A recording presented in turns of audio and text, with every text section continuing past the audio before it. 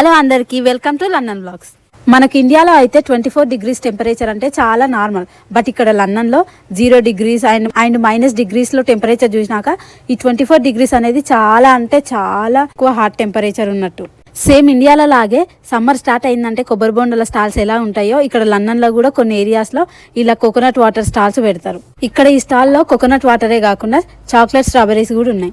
ఒక్క కొబ్బరి బోనానికి £4.99 అంటే మన ఇండియన్ కరెన్సీలో నియర్లీ 570 రూపీస్ అనమాట. యూకే అనేది కోల్డ్ కంట్రీ కాబట్టి మోస్ట్లీ అన్ని హౌసెస్లో హీటర్సే ఉంటాయి. ఫ్యాన్స్ ఇంకా ఏసీస్ అనేవి చాలా తక్కువ ఉంటాయి. ఇలా సమ్మర్ మొత్తం ఐస్ క్రీమ్స్ తింటూ ఇలాంటి హ్యాండ్ హెల్డ్ ఫ్యాన్స్ యూజ్ చేస్తూ అండ్ కోకోనట్ వాటర్ తాగుతూ సమ్మర్ మొత్తం స్పెండ్ చేస్తారు.